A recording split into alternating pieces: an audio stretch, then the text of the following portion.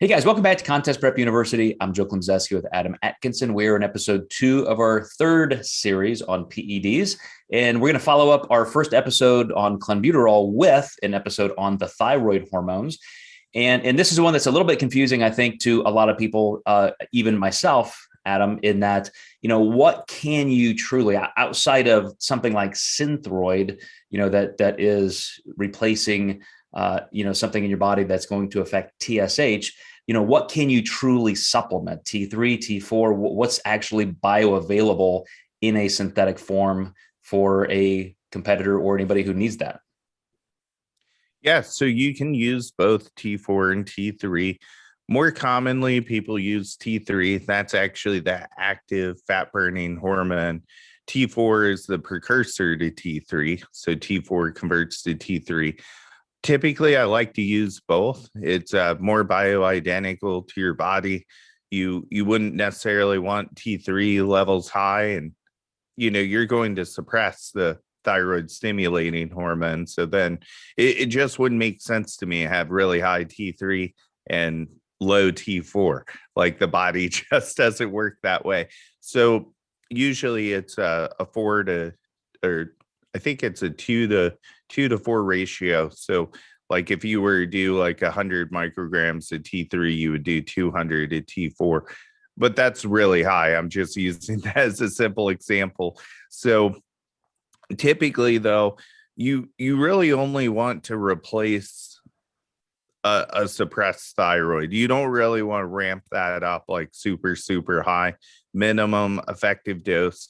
There's a couple myths that come with T3. Some people think that it burns muscle, and that's not necessarily true. There is more protein turnover with it.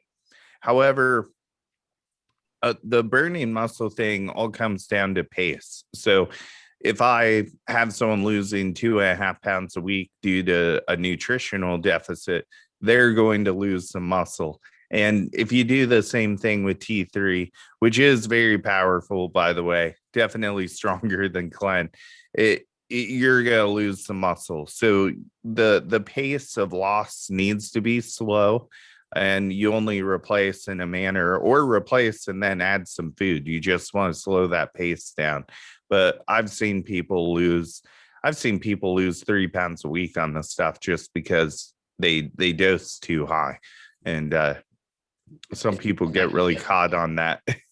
Yeah, then like you said, you're losing that fast. It's going to be more muscle, even though this is a supplement that's creating it. It's still going to induce that muscle loss. But all of these things have to have a clinical application, or they would not even be available as drug compounds. So, what in normal medical use do people use T3 and T4? Is it truly for thyroid replacements? Yeah. So if somebody comes back and they're T3 is low, they'll supplement with T3. The nice thing is your gland still produces some. When you take T3, a lot of people think that you're going to ruin the gland or it's not going to come back to normal. Your gland's really resilient. There was actually a study with a guy named Dr. Greer. He had worked with misdiagnosed thyroid patients. Some of those patients had been on T3 for like 30 years. Within 2 weeks of them being off, their thyroids returned back to normal. So that's another myth, because you'll hear a lot of people say, oh, that coach wrecked me. They had me on thyroid meds. A lot of it just comes down to consistency, reverse dieting. So it really isn't that harmful to the thyroid. However, just like Clen, in high enough dosages, hard on the heart, and just hard on the body in general. When you're overstimulated like that, some people can even start losing their hair if you get that level up too high. So you need to be careful with it. And I would definitely choose it over Clen, which is really taboo. But at the same time, I'm also very careful about anyone that wants to use it. Is Cytomel still around? Is that something people use in conjunction with the thyroid hormones? Yeah, Cytomel's still around. I'm trying to think of the trade names of the other ones.